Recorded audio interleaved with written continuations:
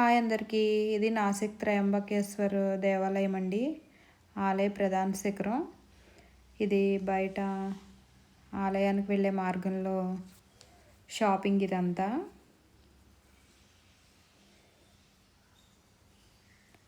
ఇక్కడైతే రుద్రాక్షలు, శివలింగాలు, శంఖాలు, శాలిగ్రామాలు అన్నీ పెట్టారండి. అమ్ముతున్నారు.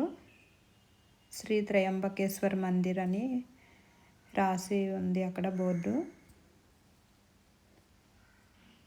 ఇదంతా ఆలయం వెలుపల.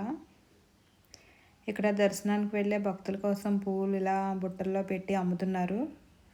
కొంతమంది తీసుకున్నారు, మేమైతే తీసుకోలేదండి.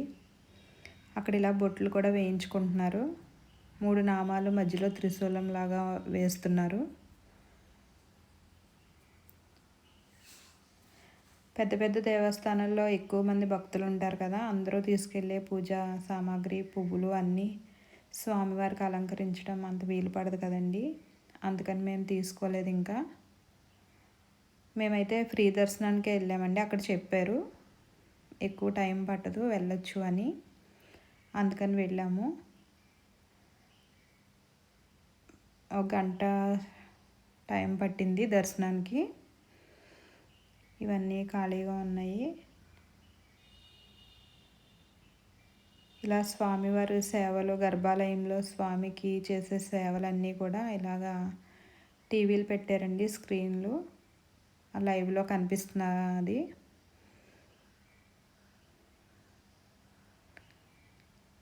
స్వామివారికి చేసే అలంకారాలు అవన్నీ గర్భాలయంలో చేసేవన్నీ ఇలా లైవ్లో పెట్టారు. ఇదైతే ప్రధానాలయం దగ్గర ఎంట్రన్స్ అండి ఇది. ఇక్కడ భక్తులందరూ శివనామస్మరణతో ఆలయంలోకి ప్రవేశిస్తున్నారు.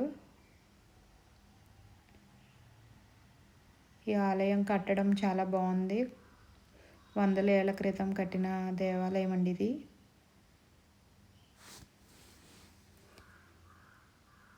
గర్భాలయానికి ముందు ఉన్న మండపం మధ్యలో ఒక లైట్ పెట్టారు పెద్దది.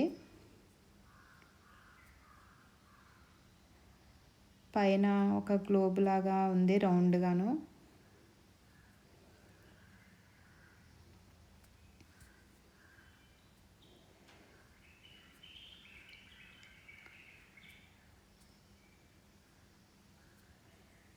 లోపల శిఖరం అయితే చాలా బాగుందండి.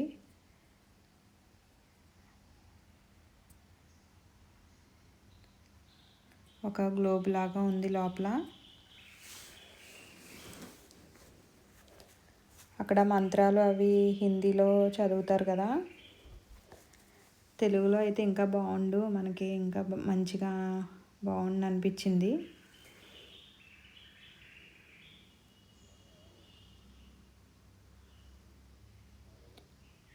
స్వామివారి దర్శనం చాలా బాగా జరిగిందండి. చూసారా లోపల మండపం ఎలా ఉందో, గ్లోబ్ లాగా ఉంది. ఇది ఆలయం వెలుపలండి. చుట్టూ ప్రహరీ గోడ ఉంది. చాలా ఖాళీ ప్రదేశం ఉంది ఆలయం చుట్టూరను.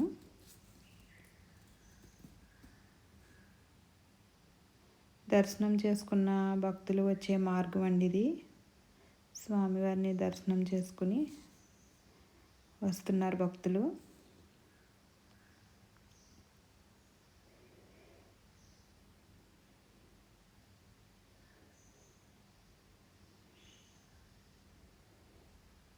ఆలయ శిఖరం.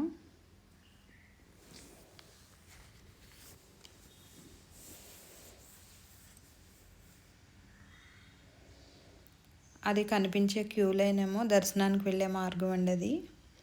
అలా దర్శనం చేసుకొని ఇటు నుంచి ఇలా భక్తులు బయటికి వస్తున్నారు. షిరిడి వెళ్ళినప్పుడు తప్పకుండా త్రయంబకేశ్వర స్వామిని దర్శనం చేసుకుని రావాలండి తప్పకుండా. బాగుంది.